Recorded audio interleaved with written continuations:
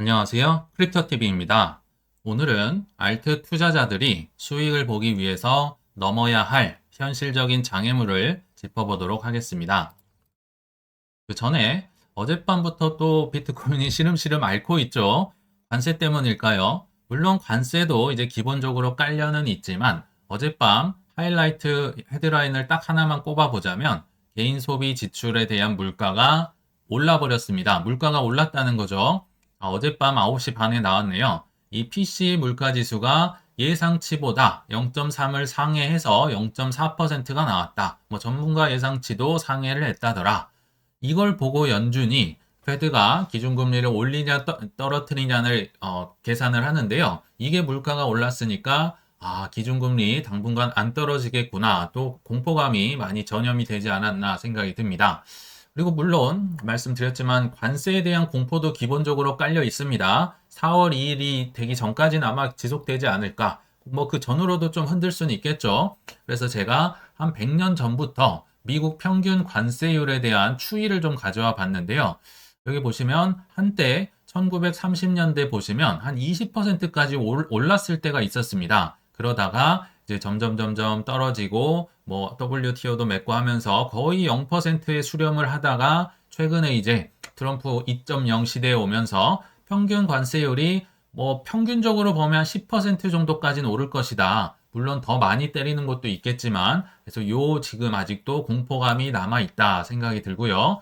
그러니까 저번에도 말씀드렸지만 전 세계적인 기업들의 CFO 재무를 잘 안다는 분들의 무려 60%가 하반기에 침체 올 것이다 예상을 한다고 말씀을 드렸죠. 그리고 1년 내에 경기 침체 올 것이다. 이름만 들어도 알만한 블룸버그, 연은, JP모건 이런 것들이 적게는 25에서 많게는 무려 50%까지 침체가 올 것이다 라고 하는데요. 하나 재밌는 사실은 침체 얘기는요. 작년에도 있었고요. 재작년, 재재작년, 재재재재작년, 10년 전, 100년 전에도 있었습니다. 근데요. 침체 얘기가 나올 때 침체가 왔던 적이 있었나요? 침체 얘기 나올 때는요. 안 옵니다. 침체가 안 오고요. 꼭 지난 후에야 알게 되는 게 침체라고 생각이 듭니다. 저는 이런 걸 보면서 진짜 침체가 오려면 아직은 좀 남았구나 라는 생각이 드네요. 아무튼 거의 2달 이상을 전 세계를 공포에 떨게 하고 있으니까 마가가 아니라 이거 조롱의 모자 밈이 돌아다니더라고요. Make America Great Again이라고 하면서 미국의 모든 주식들이 거의 박살이 나고 있네요. 4월 2일 이후에 전후로 해서 어떻게 될지 한번 지켜보시면 좋을 것 같습니다. 이제 본론으로 들어가서 모두가 공감하실 겁니다. 비트코인 자체에 대한 투자는 생각보단 어렵지 않다. 아마 공감을 하시겠죠. 알트코인 대비해서요. 이번에도 다르지 않습니다. 23년 크립토의 봄이죠. 24년 크립토의 여름 지나서 크립토 가을로 왔는데 그냥 고만고만한 조정 중에 한 번이 아니었나 생각이 들거든요. 원래 20 몇 프로, 20 몇 프로, 20%. 작년 8월, 9월 블랙 먼데이 이때 32.6% 한 번 왔었고요. 조금 셌네요, 이때는. 그리고 최근에도 29.9%를 찍고 올라갔습니다. 비록 최근에 좀 떨어졌다고 하지만 아더웨이즈가 7만 5천 원, 7만 5천 달러는 뚫리고 7만 불 찍고 바닥으로 해서 올라간다고 했었는데 최근에 급하게 태세 전환을 했더라고요. 갑자기 12만 불 간다 이런 얘기를 하고 다니던데 아무튼 확실한 건 비트코인은 그냥 정상적인 조정 범주 안에 있다. 이건 공감을 하실 것 같고요. 또 정말 뉴스만 틀면 나오는 신고가를 맨날 경신을 한다는 금 얘기 잠깐 해볼게요. 자, 이 차트는 비트코인 대비해서 이론스에 해당하는 금의 가격을 나타내는데요.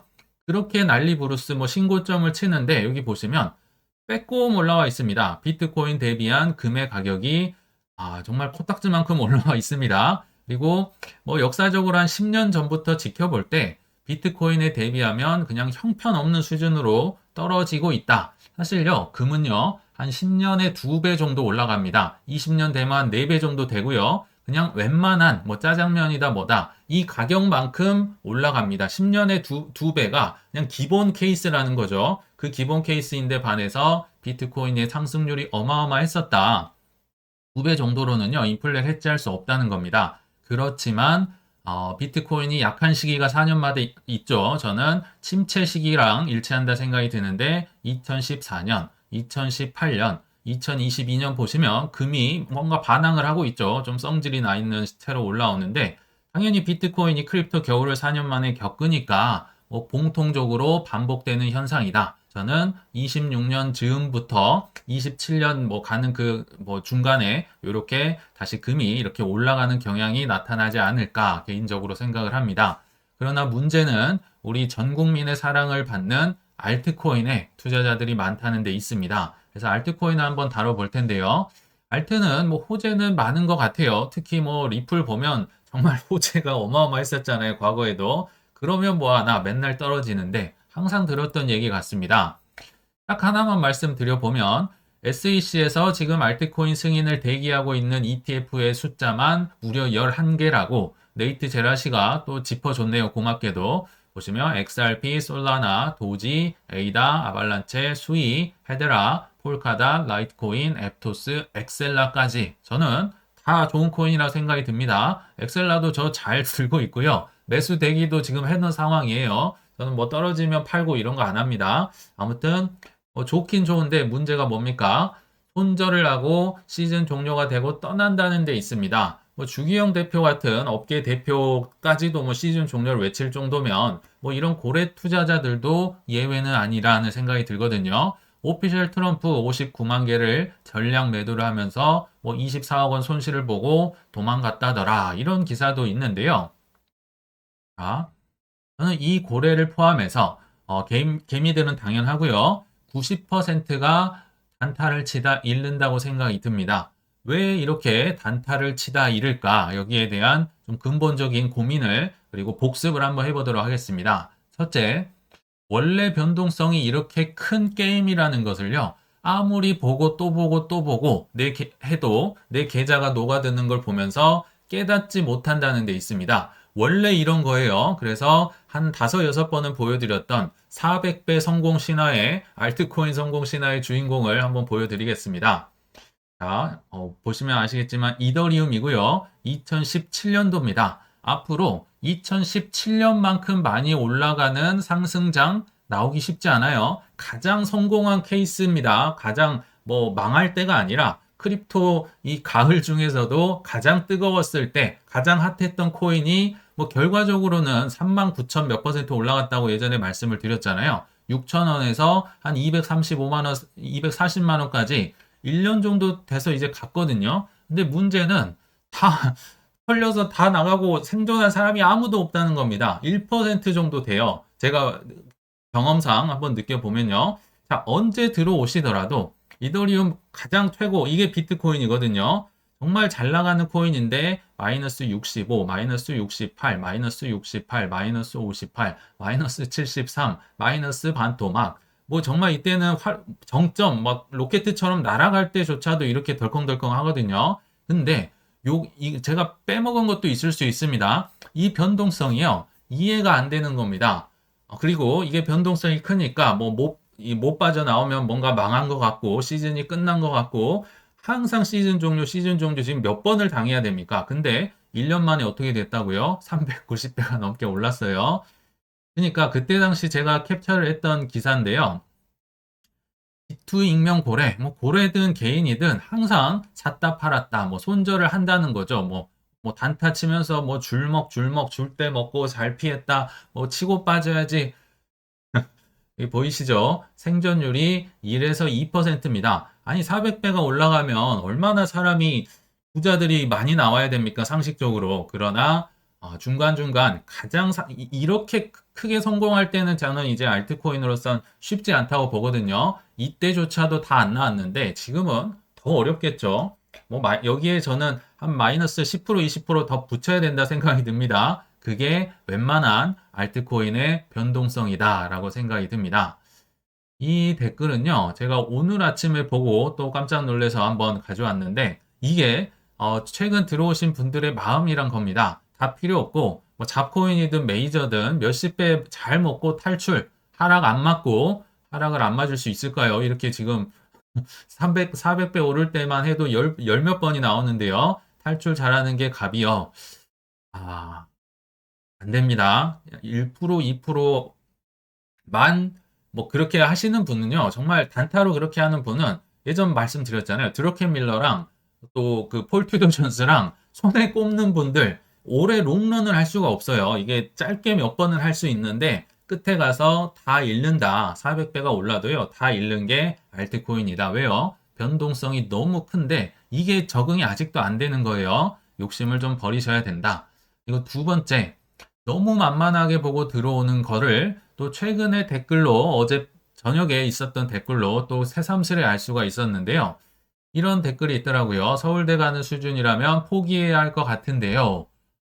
저는 서울대 의대를 얘기했습니다. 참고로 의대 가기가 더 어려운데 서울대로 뭐 잘못 알아들으신 것 같은데요. 자, 서울대 가는 것보다는 제가 생각할 때 더 어렵습니다. 의대는 더 어렵고요. 자, 제가 경험상 성공할 수 있는 확률을 한번 이제 팩트로 한번 데이터도 보여드릴게요. 서울대랑 사법고시 뭐 두 개가 비슷하다고 보고요. 요게 한 2에서 3%뭐 적게는 이렇게 되거든요. 코인이 한 2% 정도 성공할 수 있는 확률입니다. 본전될 확률이 아니고요. 그리고 의대 갈 확률 한 1% 정도 된다 보거든요. 이 얘기를 왜 드리냐면요. 의대 가는 거, 서울대 가는 거, 사시 되는 거, 뭐 스포츠 스타 되는 거, 이거는 어렵다고 다들 생각을 하는데, 코인은 굉장히 가볍게 생각을 하고 들어오세요. 아니, 그냥 옆집, 뭐, 김 과장이랑 뭐 뒷집 아줌마보다 잘하면 된다는 생각으로 약간 부동산처럼 생각하고 들어오시는데요. 천만의 말씀입니다. 의대, 서울대, 사시 가는 것만큼 어려운데, 이거를 절대 사람들이 깨닫지를 못해서 참 안타까운 마음에 사실 예전에 이거 데이터 한번 보여드렸는데 다시 한번 가져온 거거든요. 자, 서울대 들어갈 확률 챗 GPT 검색을 해봤습니다. 수능 성적 기준으로 상위 1%, 2%. 근데요, 여기 모수에는 일반인들이 많이 껴있죠. 잘한 사람이 아니라 그냥 일반인들 상대로 상위 1에서 2%입니다. 물론 서울대도 좋은 과는 0.5%인데요. 경쟁이 덜한 과는 2에서 3% 된다. 그래서 평균적으로 1에서 2%. 물론 서울대도 엄청나게 어려운 게 맞아요. 그리고 이제 사법고시 한번 가보겠습니다. 근데 사법고시는 조금 서울대랑 다른 게 한번 걸러져서 들어옵니다. 무슨 얘기냐? 그래도 나름 뭐 명문대나 좀 뭐 서울에 있거나 이런 분들 위주로 수능 치듯이 사법고시를 친다는 거죠. 그래서 그걸 감안하고 합격률을 들어주시면 좋을 것 같은데 이건 제가 예전에 한번 캡처를 뭐 데이터로 저장을 해 놓은 건데 사법고시 지금은 없어졌죠. 2016년인가 이후로 사라졌는데 1차, 2차, 3차가 있습니다. 1차가 제가 알기로 객관식, 2차가 주관식, 3차가 면접. 3차에서 떨어지면 답이 없죠. 네, 아무튼 1차 시험의 합격자 합격률입니다. 여기 보시면 13%, 뭐 11%, 9%, 8% 하다가 막판에는 이제 없어진다고 하니까 엄청 거세졌나 봅니다. 1차 객관식만 4.1%. 4%면 좀 할만한 거 아니냐? 아닙니다. 한번 걸러져서 들어온 거라고 말씀을 드렸고요. 최종 합격 기준으로 보면 좀 더 줄어들어서 약 2.93% 정도 된다고 합니다. 3%면 널널한 거 그게 아니라 걸러져서 들어옵니다. 별들의 전쟁에서 살아남은 거니까 역시 서울대 이상으로 어렵다는 생각이 들고요. 끝판왕이 있죠. 의대 갈 확률. 최근에 좀 논란이 있었는데, 수능 상위 1%도 서울 쪽 의대는 장담을 못한다. 서울 쪽이 아니라요. 그냥 1%가 의대를 가는 거고요. 서울 쪽만 한정하면 0.2에서 0.3%로 제가 알고 있습니다.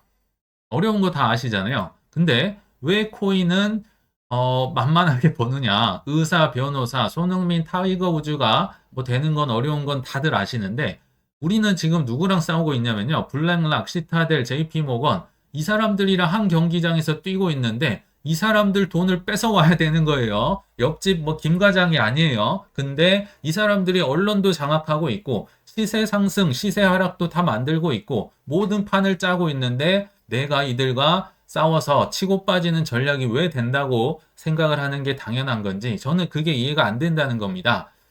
저는 2%도 아닌 것 같아요. 진짜 코인으로 돈을 벌 수 있는 분은 1% 정도 된다. 즉, 이분들과 거의 비슷합니다. 이분들이 10억 번 거랑 100억 번 거랑 우리가 코인으로 10억, 100억 번 거 똑같이 어려운 거예요. 왜 근데 나는 뭐 잠깐 뭐 손해보고 뭐 이렇게 할 거야. 이런 사람 없잖아요.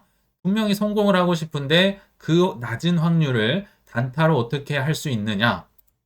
쉽지 않다고 봅니다. 그건 정말 버리셔야 되는데 손에 힘 빠지는 게 제가 겪어보니까 여기 써놨죠. 싸게 사서 비싸게 파는데 그래서 큰 돈을 버는데 4년에서 8년 정도 걸리는 것 같습니다. 제 경험상 그래요. 손에 힘 빠지는데 보통 8년이 걸린다는 겁니다. 여기 보시면 이 그림상으로는 5년 동안 고생해서 뭐 50년이 자유를 얻는다 하는데요.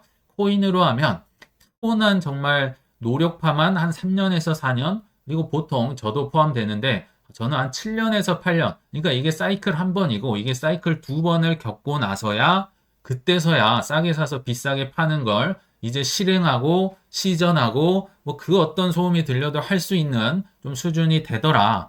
엄청 오래 걸린다는 거죠. 7년에서 8년이면요. 그래서 급하게 돈 벌려고 들어온 사람들이 반드시 정말 반드시란 말은 제가 웬만하면 안 쓰는데 반드시 이룰 수밖에 없는 구조라는 겁니다.